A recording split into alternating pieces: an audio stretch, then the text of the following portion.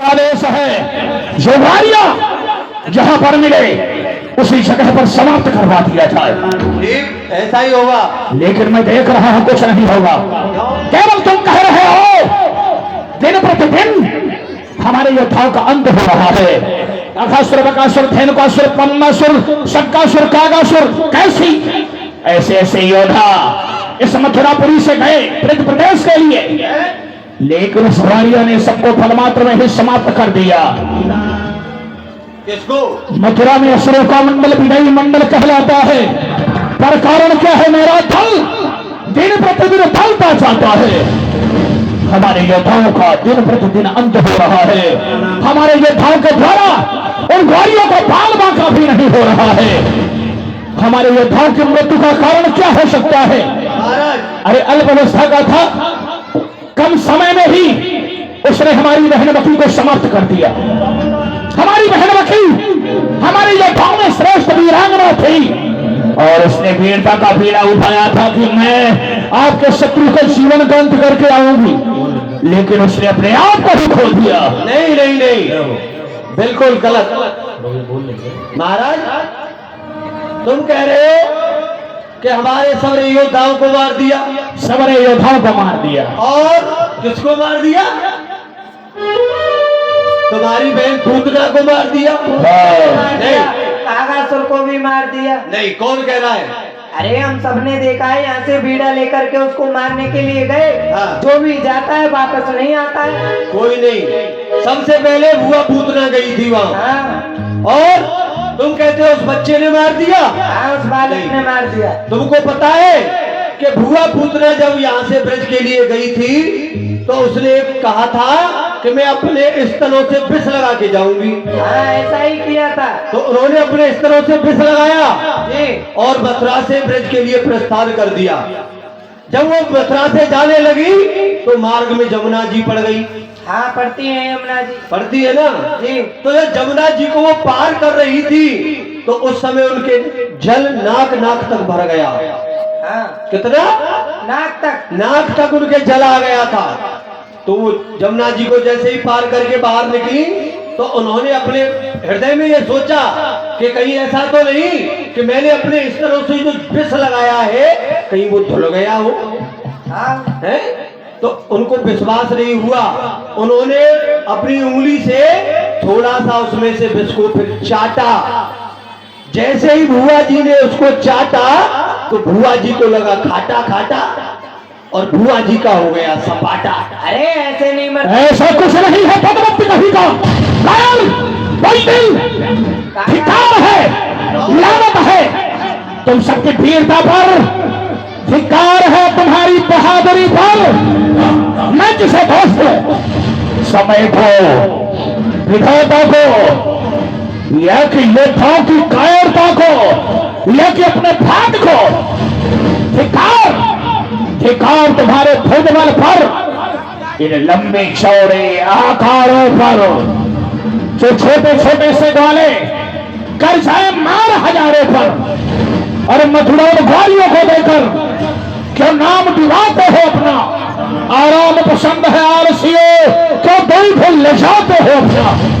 अपने आन बान शान के लिए, देश के लिए, गौरव के लिए, अपनी कर्तव्यता के लिए, अपनी निष्ठा के लिए, अपनी विनय के लिए, अपने राजा के लिए, अपने सम्मान के लिए अपने प्राणों की बाजी लगा दो और जैसे भी हो और वारियों को समाप्त कर दो। देखो महाराज, जितने भी योद्धा गए उनकी तो मैं कहता नहीं हूँ।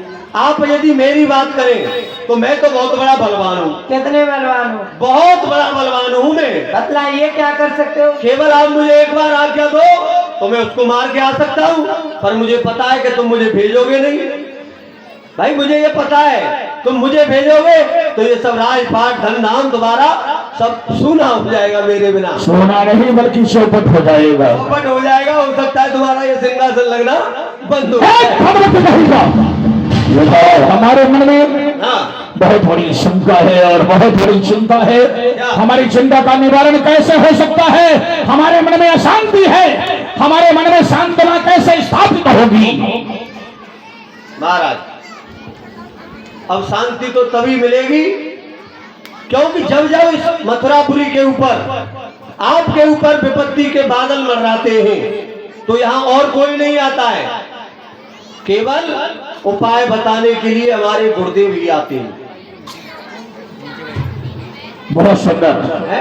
आज हम गुरुदेव कहे स्मरण करते हैं, हाँ। वो अपने अमूल्य उपदेशों से हमारी शंका का निवारण करेंगे। ठीक, पहरे पर रहना तुम दोनों, ठीक है ना? ठीक है। मैं जय हो गुरुदेव, रक्षा करो।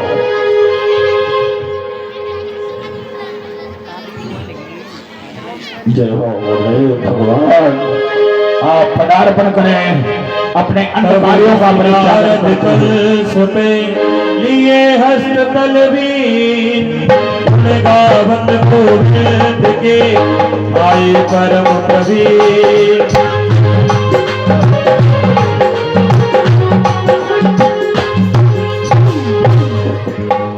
बोलिए नारायण भगवान की। अभी आना नहीं आया, सब ऊपर को हाथ उठाएं और जोर से उच्च सुर में जय लगाएंगे। बोलिए नारायण भगवान की। ज्ञानी होना चाहो तो गंगा स्नान करो और ध्यानी होना चाहो तो धर्म को बढ़ाइए। अगर जीने को चाहो तो जीवों पर दया करो। अगर योगी होना चाहो तो इंद्रियां बस लाइए। भागने को चाहो तो भागो बुरे कर्मों से। आने को चाहो तो श्री हरि शरण आइए। अरे नाचने को चाहो तो नाचो गोविंद आगे। और गाने को चाहो तो श्री कृष्ण गुण गाइए। तो थोड़ी देर भगवान का कीर्तन कर लेते हैं। हो बुढ़ापा क्या करे तेरा, जवानी में भजन कर ले। बुढ़ापा क्या करे तेरा,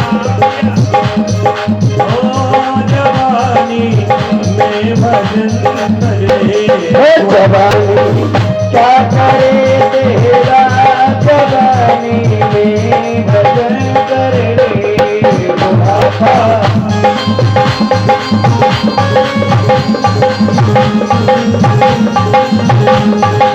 जवानी में भजन कर ले। जवानी में भजन कर ले। बुढ़ापा क्या करे तेरा, जवानी में भजन कर ले। बुढ़ापा क्या करे तेरा, जवानी में भजन कर ले। आँखी जब फूटी जाएगी तरस तू कैसे पाएगा। आँख जब फूट जाएगी तरस के से तू पाएगा। छोड़ दे आँख की चिंता, जवानी में भजन कर ले। छोड़ कर आँख की चिंता, जवानी में भजन कर ले। तो नारायण नारायण हरि हरि जय जय। नारायण नारायण हरि।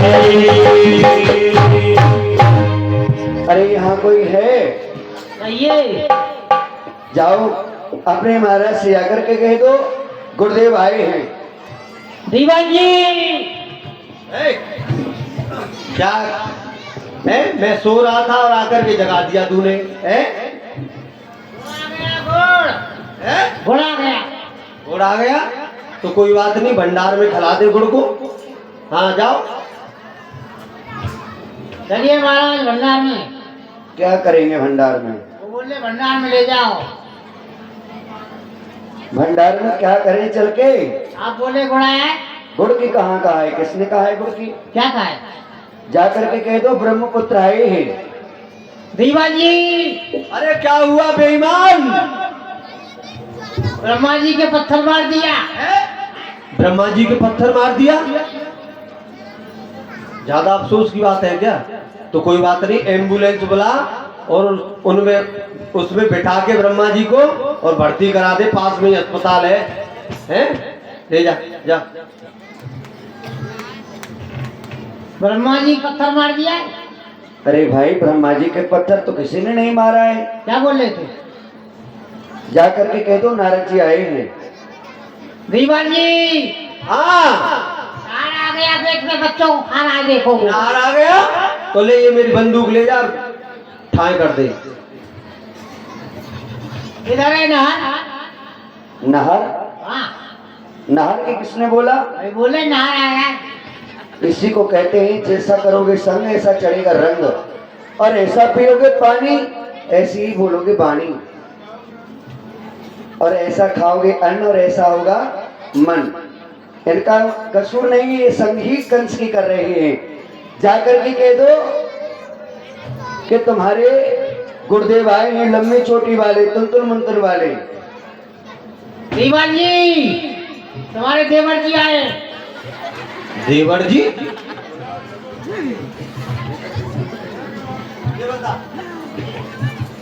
इधर आ, मैं तुझे लेडीज कहां से दिखाई दे रहा हूँ? पेट में से। हाँ 49 बच्चे है ना। तू ऐसे ही बोलेगा, कोई बात नहीं, मैं चल के देखता हूँ। ओ कभी कह रहा था देवर जी आए, नहार आया है, ये नहीं कह सकता है कि वो लंबी चोटी वाले तुन मुंतुन आए हैं। गुरुदेव तुम्हारा कल्याण हो, प्रणाम। प्रसन्न रहो। अरे ये कैसा प्रणाम है? क्यों ऐसे ही तो करता हूँ मैं तुमको। ठीक है, जाओ महाराज से कहो ये हमारा आगमन हुआ है। ठीक, अभी कहता हूँ। बोलो बांके बिहारी लाल की। कल रात्रि का भोजन था हमारे सतीश पंडित जी के यहाँ, आज किसके यहाँ है? कौन के यहाँ है आज? है कि ना है? नाम का है? नाम का हो तो अच्छा है। हैं? सुरेश भैया किसके यहाँ है? शर्म लग रही है बोले। अच्छा मोंटी भैया के यहाँ आज रात्रि का भोजन है सभी ब्रजवासियों का। हाँ अब 2 दिन बचे हैं, देख लो भैया आगे के भगत चेता लो, कल कौन के यहाँ है बता दियो। बोलो बांके बिहारी लाल महाराज की जीवन की जय जयकार हो। जाओ। शंकर दीन दयाल के हो यदवीर सहाय, ब्रह्मपुत्र नारद ऋषि द्वार पधारे आए। गुरुदेव का आगमन हुआ है। गुरुदेव का पदार्पण हो चुका है, चलो हम स्वयं उनके स्वागत के लिए चलते हैं। देख कंस आदर अति कीनो, बैठन को शुभ आसन दीनो। प्रणाम गुरुदेव, करता हो प्रणाम मैं आपको। शंकर बढ़ाए तुम्हारे यश और प्रताप को, और भगवान खुश रखे तुम दोनों के माई और बाप को। खबरदार, भगवती कही था राजा बीच में कहां से आ जाता है, असल कहा करें गुरुदेव। ओहो गुरुदेव बहुत दिन में आए हैं। ओहो क्यों नहीं, मैं भी गुरुदेव का स्वागत कर लेता हूँ। गुरुदेव कहो। आज मैं आपका स्वागत करना चाहता हूँ। ठीक है, तुम्हारे भाव आ रहा है बेटा, कर लो। ठीक, क्यों नहीं, मेरा भाव बहुत दिनों से उमड़ रहा है कि कब गुरुदेव आए तब मैं उनको ये माला पहनाऊं। वैसे पहले तो आया नहीं कभी, तुम्हारे भाव पहली बार आ रहा है। पहली बार ही आया ना। ठीक है, आप सभी गुरुदेव का स्वागत करेंगे। जब मेरे गुरुदेव हुए तो आपके भी गुरुदेव हुए, तो आपको गुरुदेव समझ के जैसे ही मैं माला पहना दूं तो ये समझ लेना कि गुरुदेव माला पहन रहे हैं। तो तुम सबको ताली बजानी जोर से, तैयार हो जाओ। 1 2 और ये मतलब गुरुदेव का कोई स्वागत ही नहीं करना चाहता है। तो तुम्हारे ढाई के चक्कर में रह गए ना ये। है? नहीं 2.5 नहीं 3 ही बोलेगा सीधा। बहुत चालाक है ये। अच्छा हाँ वो तो है, पर लेकिन जोर से ये बुलवाया, 3 बुलवा, मैं गुरुदेव को माला पहनाऊंगा और ये जोर से ताली बजानी चाहिए सब। है बुलवा 1 2 और 3। तो अभी हम जाने अवसर ग्रहण करें गुरुदेव। यही बैठे रहो। राजन जब हम आपके पास इस मथुरापुरी में आया करते थे तो आपका ये चेहरा एक कमल के समान खिला हुआ रहता था, नित खिला रहा करता था। जो वो कमल आज मुरझाया क्यों? जिस पर लालायत रहती थी उस पर पीलापन आया क्यों? आज क्या कारण है? आज आप बहुत उदास हैं। आपके अमूल्य शब्दों पर अपना अनंत उपकार है गुरुदेव। क्या कारण है बताइए, जो कि आप चिंतित हैं? ऐसी कौन सी चिंता है? हमारे मुखमंडल को देखकर हाँ, जो अंकलन किया है वो बिल्कुल ठीक ही किया है।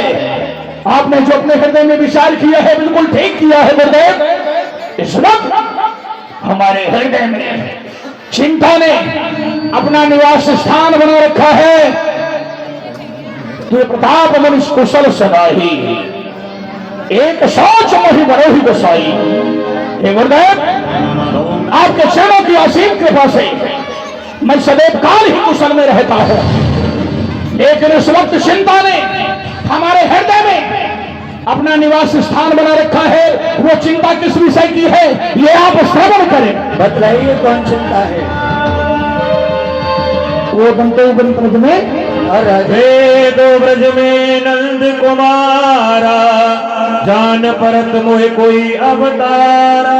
ब्रजमंडल में एक नंद गोप है, उसके दो बालक हैं। मुझे ऐसा प्रतीत होता है उनके कारनामों को देखते हुए वो कोई सामान्य साधारण मानव नहीं है, बल्कि वो कोई अवतार है गुरुदेव। कहत जिन्हें बलराम कन्हाई, जिनकी गति मत जानी न जाई। शायद आपने उनका नाम श्रवण किया होगा, लेकिन आपको संगति नहीं है। मैं आपको उनका नाम भी बता रहा हूं। बतलाइए। एक का नाम बलराम है और दूसरे का नाम कृष्ण है। उनकी गति मत कुछ समझ में नहीं आती गुरुदेव। बकी पठाए दई पहले ही, ऐसे न को बल छिन मेले ही। आपको वो भी समय ज्ञात होगा जिस वक्त मैंने मथुरापुरी से अपनी बहन बकी को ब्रज प्रदेश के लिए भेजा था। उस 7 दिन के बच्चे ने हमारी बहन बकी जैसी वीरांगना को पलमात्र में ही समाप्त कर दिया गुरुदेव। तृणावत से देत पठाए, सो उन्हें क्षण में मार गिराए। मैंने तृणावर्ती जैसे दैत्य को यहाँ से भेजा ब्रज प्रदेश के लिए, लेकिन उसने पलमात्र में ही समाप्त कर दिया गुरुदेव। ऐसे ऐसे योद्धा भेजे जिनको देखकर वो अमर रहने वाले देवता भी भयभीत हुआ करते थे, लेकिन उस गौरियों ने सबको पलमात्र में ही समाप्त कर दिया। अब मुनिवर कछु करहो विचारा, जय विधि मारो नंद कुमारा। आपके चरणों में निवेदन करता हूं, अब कोई हमें ऐसा सुंदर सुझाव दें जिस सुझाव के द्वारा मैं उस गौरिया को समाप्त कर सकूं। सब है कुशल मुनिवर यहाँ आपके प्रताप से। एक चिंता है दिल में, पर शर्माती है कहते आपसे। आप इस बात को जानते हैं कि मैं धर्म करता नहीं और डरता नहीं हूं पाप से। डर दिल के अंदर है छिपा, मैं तपत हूं संताप से। संताप केवल इसी बात का है। दो बालक जन्मे नंद के गृह में, है कोई अवतार हो, यहाँ से जो भी जाता है लेने खबर उसको देते मार। वो सर्वप्रथम अकाबका को मार दिया और झाड़ू फाड़ी पूतना के बल की। अरे उसने तुलावर्त को तो यूं मरोड़ा जैसे टूटे नली कमल की। बस उसी गौरिया के द्वारा विरोध जनता में बढ़ गया है। अजीब बालक है वो बंशी वाला जो मुकाबले कंस के अड़ गया है। कोई सुंदर सुझाव, कोई सुंदर उपाय।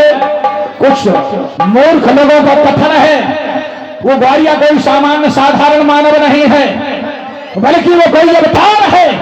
लेकिन आप तो त्रिकालज्ञ हैं, अगर आप उस गौरिया के स्वरूप के बारे में जानते हैं तो मुझे कह करके बताइए। बोले मुनि नृपत सो, सत्य कही तुम बात, वे दोनों अवतार हैं, उनगत जानी न जात। राजन आप सत्य कह रही हैं, क्योंकि वह दोनों कोई अवतार ही हैं, क्योंकि उनकी गति और मति का किसी ने भी पार नहीं पाया। अवतार है गुरुदेव, हाँ, लेकिन है वो कैसे अवतार? है वे तुम्हारे काल, प्रगट बहे ब्रज आए के, नंद गोप के बाल, तुम उनको राखो मती। और राजन वह अवतार ही नहीं, मुझे तो ऐसा प्रतीत होता है वह आपके काल है। हमारे भाई, हमारे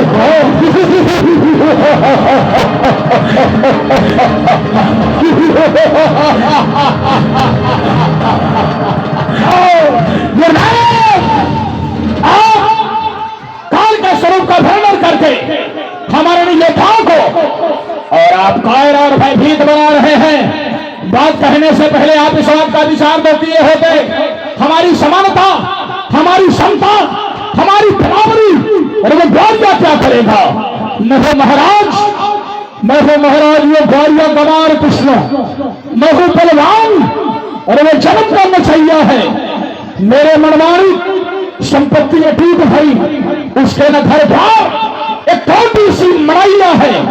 भोजन में आइए, मेरे भोग 56 समेत व्यंजन बने और वो पेटी बेर खाए, छाछ का पिलैया है। मेरा ही जेल कैदी बागी ब्रज मंडल का भोगियों का ब्रह्म, अरे वो चलता कन्हैया है। बरबर में गैया चराने वाला, पोखरों का पानी पीने वाला, पेटी बेर खाने वाला ग्वालिया, और आपने सहजता में हमारे योद्धाओं का उसे काल बता दिया।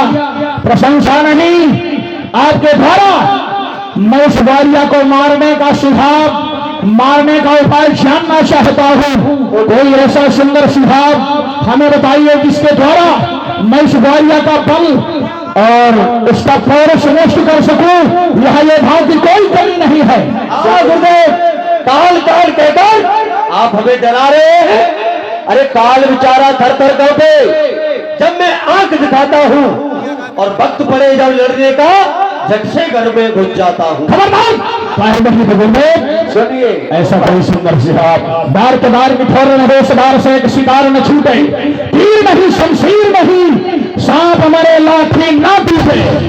ऐसा कोई सुंदर उपाय जुगती है जिसके द्वारा मैं उस ग्वालिया को समाप्त कर सकूं। सुन लीजिए, बता रही हूं एक बात।